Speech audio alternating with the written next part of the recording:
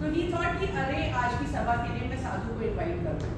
तो साधु बोलते अरे मैं वहाँ आऊँगा, मेरे पास करने को कुछ है नहीं। तो ही गिव्स हिम सोने की सिक्कों की पोटली कि साधु महाराज आप आइए, वहाँ पे नाच गाना होगा, आपको अच्छा लगेगा तो आप मानिएगा सब में। तो ही सेड कि अच्छा कभी देखा तो है नहीं, अब तुम बोल रहे हो तो चलता हूँ। तो उसके साथ में रात को वहाँ पे पहुँचते हैं। सभा शुरू होती है, नर्तकी डांस कर रही होती है, उसकी पूरी टीम बैठी होती है। रात के 1-2 बज जाते हैं। जो नर्तकी के साथ में तबला वादक होता है उसको हल्की नींद आने लगती है। अब नर्तकी को एकदम ध्यान जाता है कि ओ अभी अगर राजा ने देख लिया तब तो हमारी गई, सबको हमें सजा मिलेगी और कुछ मिलने भी नहीं वाला है। तो इमीडिएटली नर्तकी एक दोहा बोलती है, कबीर का दोहा है, घनी गई थोड़ी बची पल पल बीती जाए, एक पलक के कारण काहे कलंक लगाए। नर्तकी ने जैसे ही ये बोला तबला वादक एकदम चौकन्ना हुआ, उसने तबला बजाना शुरू किया।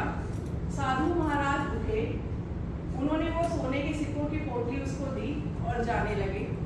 राजा का बेटा उठा, उसने अपना मुकुट नर्तकी के चरणों में रखा और राजा की बेटी उठी और उसने अपना गले का हार नर्तकी को दिया। राजा बहुत शौक की हो क्या रहा है ये सभा में, मतलब कि ये इतनी चालाक है, इसने कुछ तो मंत्रमुग्ध किया है या कुछ हिप्नोसिस किया है कि सबके सब उठ के इसको दे जा रहे हैं। तो देन ही आस्क्ड कि वेट सारे रुक जाइए, ये हो क्या रहा है, मेरे को समझने दो। तो तब राजा का बेटा बोलता है, पहले साधु महाराज बोलते हैं मुझे जाने दो। कहते क्यों, लेकिन हुआ क्या?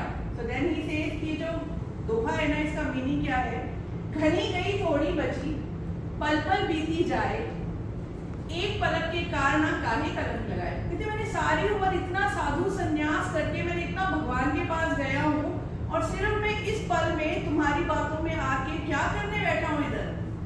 तो अब जो मेरी बची हुई जिंदगी है, लेट मी कंटिन्यू इट, मैं क्यों अपने नाम पे ये कलंक लगाऊंगा। फिर राजकुमार बोलते हैं कि पिताजी आप मेरे को ये राजगद्दी दे ही नहीं रहे थे, आज रात को मैं आपका कत्ल करने वाला था। पर ये दोहा सुन के मुझे लगा कि इतने टाइम से हम साथ में हैं और सिर्फ अभी तो आपकी उम्र जितनी भी है, आज नहीं तो कल तो मुझे मिलने ही वाला है, तो क्यों मैं ये कलंक अपने हाथ में लूं। राजकुमारी बोलती है कि पिताजी मैं आज भागने वाली थी क्योंकि आप मेरी शादी नहीं कर रहे थे। फिर मुझे रियलाइज हुआ कि आज नहीं तो कल तो आप करेंगे ही करेंगे, तो फिर मैं क्यों ये कलंक अपने सर पे और आपके सर पे लूं। तब राजा को रियलाइज हुआ कि वाह, मतलब एक छोटे से दोहे में कितनी बड़ी बात है। और उसने इमीडिएटली अपना अनाउंस किया कि राज तिलक किया जाएगा राजकुमार का और राजकुमारी की शादी